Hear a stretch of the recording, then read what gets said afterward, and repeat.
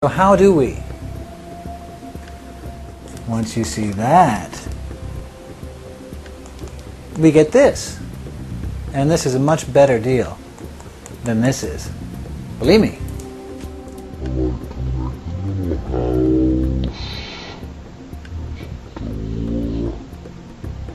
And everybody can come and visit. The house, a symbol of life, a symbol of love. Not a pyramid, which is an ancient symbol of death. A symbol of elitism, oppression, of ignorance, of inhumanity. And everywhere you see this symbol, ask yourself, what is their interpretation of this symbol? When you see this shape, what ethic are they promoting? So I'm going to go put bases on the bottom of every pyramid and create homes for humanity. And not tombs of death, which is what we're rapidly achieving right now, as I speak.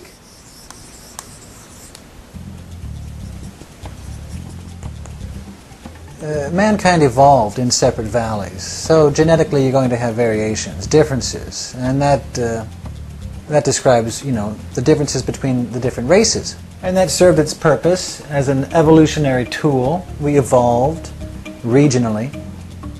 But now, with technology and modern transportation and all that, everybody's everywhere. Right? So there are no more valleys. What we have now is one big valley of the earth in which everybody lives. We are all human beings of the valley of earth. So now, when you see this symbol in your corporate logos, in your advertising, in your business names, you see this shape, the V shape, this shape. Does it mean this? Does the symbol unify humanity? Or is this really simply the upside down pyramid? What does your logo mean? Are you about unifying? You have a responsibility to humanity first.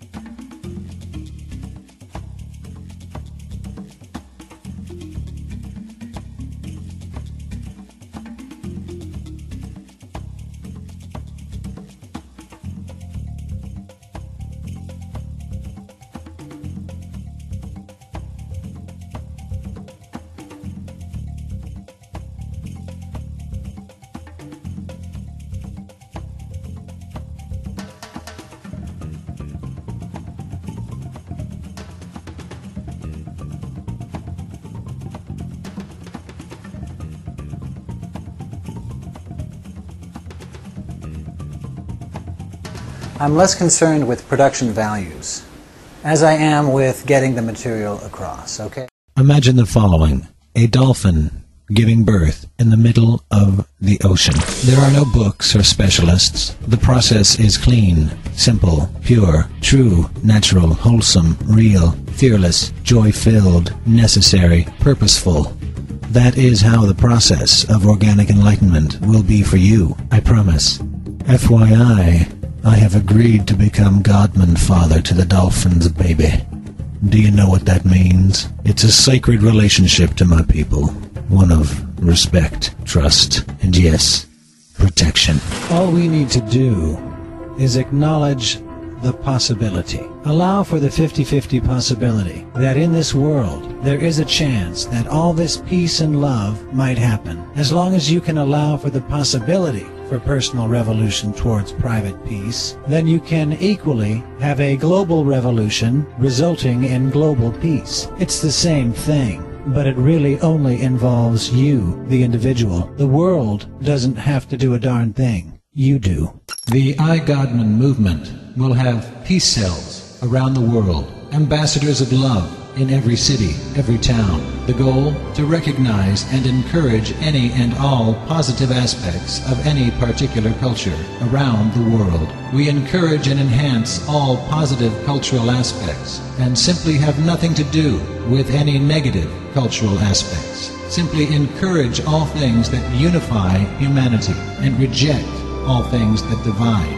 That way, as citizens of the earth, we can travel around the world appreciating the wonderful differences of humanity as expressed through all positive, awareness-based, intercultural love. To Godman beings of the Valley of Earth, the only culture worth identifying with is the global interlove culture, making intercultural love wherever I go. It's not civilization, but pretentious civilization that is the thermometer of social ill. Civilization exists to uplift humanity collectively. Humanity does not exist to support civilization. I wouldn't really call our world civilized. Technified, yes, but civilized, not yet. The greatest evil is hypocrisy. As long as your relationship expands your heart's love aperture, keep at it. If any relationship closes that aperture and lessens the love flowing into this material world through you, it's time to reevaluate the relationship, as any lessening of love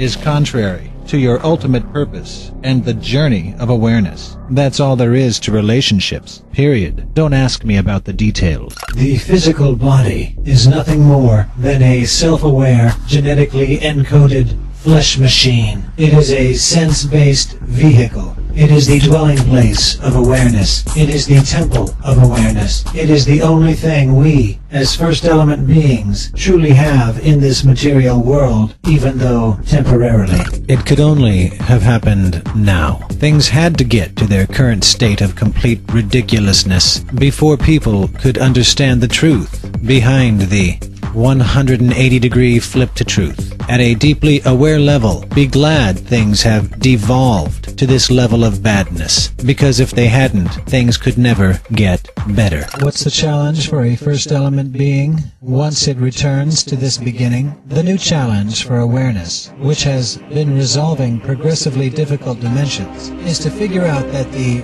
resolution to this dimension is actually the most simple of understandings and not the most difficult. The challenge then is not to figure out how to outsmart this dimension, but how not to outsmart yourself. Not making something simple into something complex. Even the most advanced beings of awareness may appear dim if they are looking for complexities where none exist. Know that we are all simply beings of awareness that are either too dim to figure it out or too smart to figure it out. What is this thing that beings of awareness are looking for? Nothing more than coming to an awareness of self as a first element being, regardless of which material dimension we are in. Godman. Non-gender specific word symbol that describes the next expression of human evolution. It is an evolution of awareness, not a physical evolution. Godman being will replace human being to self-describe the physical self. Once awareness fully returns and we identify with what we are and not who we are. Godman beings are consciously aware that the natural goal of awareness is to pass through the second element. The only way to do that is to consciously disempower the third element by focusing attention correctly in and on now. Godman beings are simply human beings that have correctly linked awareness of being with their first element, nature. Knowledge itself does not put us closer to awareness. It can participate to the degree that the knowledge, the collection of symbol definitions we store in our brains, leads to a change of how we think, and not just a third element obsession on collecting and adding to the complex catalog of what we think we know. Eventually, knowledge's greatest contribution to attention evolution is that it itself is the last thing that must ultimately be abandoned, not forgotten or erased, simply released, cut loose. Get it? We still use it, but it is now only a tool. Awareness has a natural love of adventure. We are conditioned to believe that our journey as a being of awareness simply